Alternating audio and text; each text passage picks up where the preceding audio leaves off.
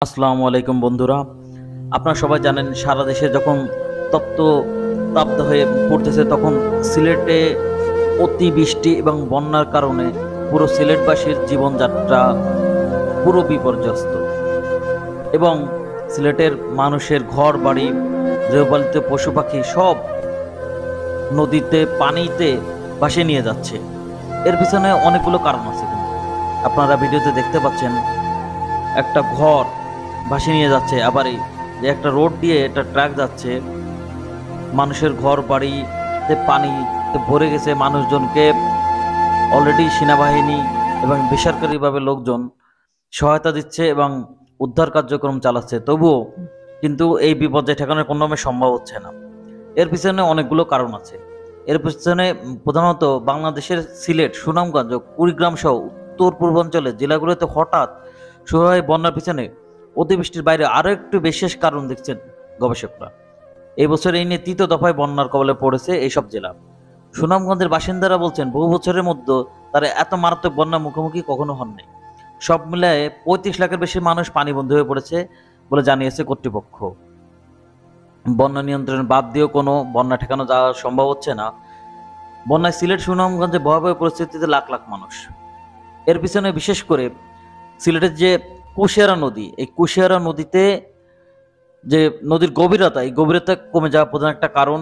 দ্বিতীয়ত অতিবৃষ্টি এবং আমাদের প্রতিবেশী রাষ্ট্র থেকে যে বাঁধ সব খুলে দেওয়ার কারণে অতিরিক্ত পানি একবারে আমাদের দেশে ঢুকে পড়েছে। এই সব কারণ মিলায় ভয়াবহ বন্যা দেখা দিয়েছে।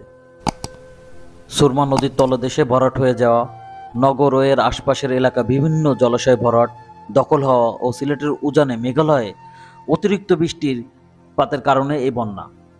সিলেটের প্রধান প্রধান যে নদীগুলো সুরমা এবং কুশিয়ারা, প্রত্যেকটা নদীর পানি বিপদসীমার অনেক উপর দিয়ে প্রতিবাহিত হচ্ছে। এই কারণে মানুষ ঘরের চালে এবং বিভিন্ন জায়গায় যত উঁচু জায়গা আছে সেখানে আশ্রয় নেওয়ার চেষ্টা করতেছে। পশু পাখিগুলোকে বাঁধন কেটে দেওয়া হয়েছে এবং এরাও বন্যার পানিতে ভেসে অনেক দূর চলে যাচ্ছে। মানুষজন যত সম্ভব চেষ্টা করতেছে উঁচু স্থানে থাকার, এবং সেক্ষেত্রে বিশেষ করে আমাদের সেনাবাহিনী কিন্তু অলরেডি অভিযানে নামছে এবং তারা কিন্তু যথেষ্ট পরিমাণে সহায়তা করতেছে এবং বেসরকারিভাবে অনেকেই কিন্তু যে এই বন্যা থেকে মানুষকে হেল্প করার জন্য বিভিন্ন ধরনের খাবার, ঔষধ সামগ্রী এবং উদ্ধার কার্যক্রম চালানোর সর্বোচ্চ চেষ্টা করতেছে। এই দুই অঞ্চলের মানুষের বিদ্যুৎ কিন্তু সংযোগ অলরেডি বিচ্ছিন্ন এবং এখন পর্যন্ত মানুষের মোবাইলে এখনো চার্জ থাকার কারণে তাদেরকে উদ্ধার কার্যক্রম করা সম্ভব হচ্ছে, কিন্তু আস্তে আস্তে যখন মানুষের মোবাইলে চার্জ ফুরিয়ে যাবে এবং তখন কিন্তু এই উদ্ধার কার্যক্রম করা আরো কঠিন হয়ে পড়বে। আপনারা ছবিতে দেখতে পাচ্ছেন সেনাবাহিনী কিন্তু উদ্ধার কার্যক্রম চালাচ্ছে এবং অনেকেই কিন্তু শুকনা খাদ্য এবং রান্না করা খাবার দিয়ে মানুষকে সহযোগিতা করে যাচ্ছে। সারা দেশে মানুষ কিন্তু এই বন্যায় সিলেটবাসীর পাশে দাঁড়িয়েছে এবং সারা দেশ থেকে মানুষ সিলেটে অনেকে চেষ্টা করছে সিলেটে গিয়ে মানুষকে সহায়তা করার জন্য, এবং সরকার থেকে কিন্তু যথেষ্ট পরিমাণে বরাদ্দ দেওয়া হয়েছে এবং সরকারি লোকজন যারা সিলেটে আসে অনেকে আমরা দেখতে পেয়েছি এরা কিন্তু যথেষ্ট চেষ্টা করতেছে সবাইকে সহযোগিতা করার এবং যারা এখনো দেখা যাচ্ছে রিক্সে আছে তাদেরকে উদ্ধার করে নিরাপদ আশ্রয় নিয়ে আসার জন্য। বন্যার পানি যেভাবে বাড়তেছে, এইভাবে যদি বন্যার পানি বাড়তে থাকে এবং একধারে বৃষ্টি হচ্ছে, এই ভারী বৃষ্টিপাত যদি কোনোভাবে না থামে তাহলে কিন্তু মানুষের বিপদ আরো বেড়ে যাবে এবং উদ্ধার কার্যক্রম করা আরো কঠিন হয়ে পড়বে। সরকার থেকে ইতিমধ্যে ঘোষণা এসেছে যে কোনো সড়ক কেটে দিয়ে পানি বের হয়ে যাওয়ার ব্যবস্থা করার জন্য। এতে কিছুটা লাভবান হয়েছে, কিন্তু এখন সর্বপ্রথম যেটা দরকার তা হচ্ছে মানুষজনকে উদ্ধার করে নিরাপদ আশ্রয় নিয়ে আসা এবং এদের মধ্যে শুকনো খাবার এবং রান্না জাতীয় খাবার সরবরাহ করা, এবং বিশেষ করে আমি মনে করি হেলিকপ্টার এবং বড় বড় নৌকার মাধ্যমে এদেরকে সব জায়গা থেকে উদ্ধার করে নিয়ে আসা।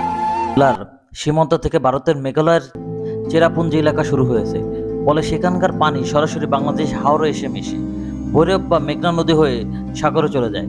কিন্তু অতীতের বৃষ্টিপাতের প্রেক্ষাপট আর এখনকার নদীগুলোর অবস্থার মধ্যে অনেক পার্থক্য আছে বলে নদী গবেষকরা মনে করছেন। এই হঠাৎ বন্যার পিছনে চেরাপুঞ্জির এই প্রবল বৃষ্টিপাতকে প্রধান কারণ বলে মনে করছেন অধ্যাপক সাইফুল ইসলাম। বৈশ্বিক উষ্ণতা বৃদ্ধির ফলে আবহাওয়া, জলবায়ু ও বৃষ্টির ধরন বদলে গেছে। এখন বৃষ্টি হলে অনেক বেশি গভীর বৃষ্টি হয়। প্যাসিফিকেও একটা লা নিও আছে, সেটাও অতিবৃষ্টির পিছনে ভূমিকা পালন করছে। নদীর পানি বহনের ক্ষমতা নষ্ট হয়ে যাওয়া ও অন্য একটা কারণ।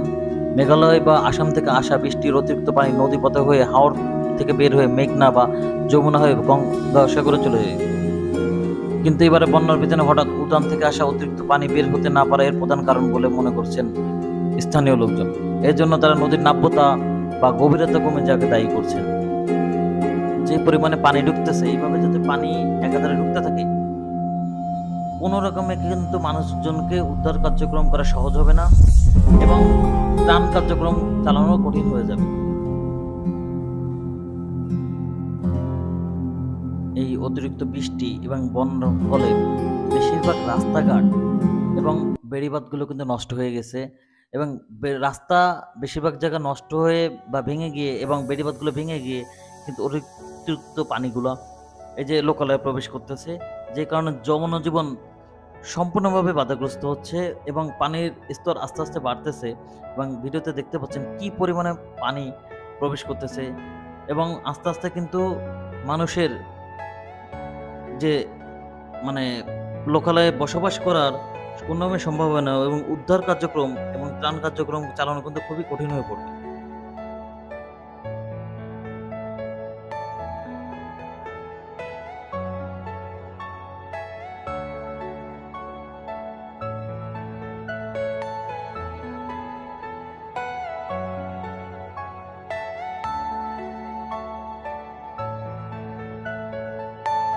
Are you all my personal dreams?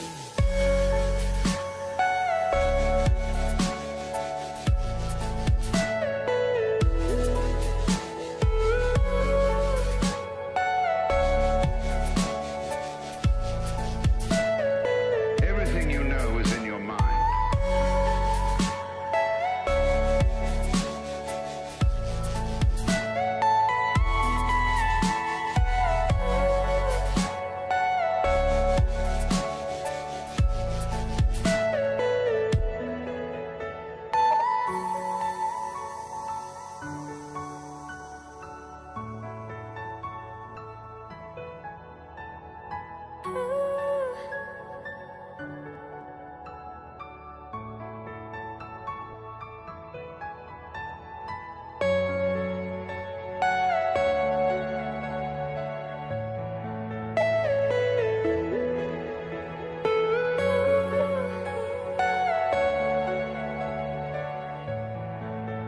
জায়গায় বাড়িঘর Are you all my personal অনেক dreams? ভূমিধসের ফলে অনেক বাড়িঘর ধসে নদীতে চলে যাচ্ছে এবং মানুষজনের বসবাসের যে আশ্রয়টুকু সেটুকু আস্তে আস্তে বিলীন হয়ে যাচ্ছে।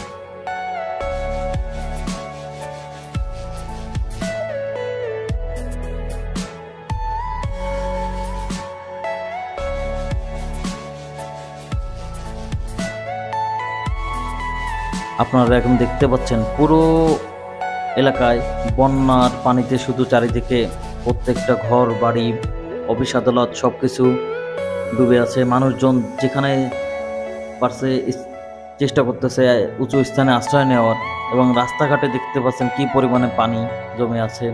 আমরা সবাই সিলেটবাসীর জন্য দোয়া করি, আল্লাহ তাআলা যেন তাদেরকে দ্রুত এই পানিবন্দী অবস্থা থেকে উদ্ধার করে এবং আল্লাহ যেন মানুষের জানমাল সবকিছু হেফাজত করে। সবাই সিলেটবাসীর জন্য দোয়া করবেন এবং যা যথাসাধ্য সিলেটবাসীর জন্য সাহায্য সহযোগিতা করার চেষ্টা করবেন। সবাইকে ধন্যবাদ। আসসালামু আলাইকুম।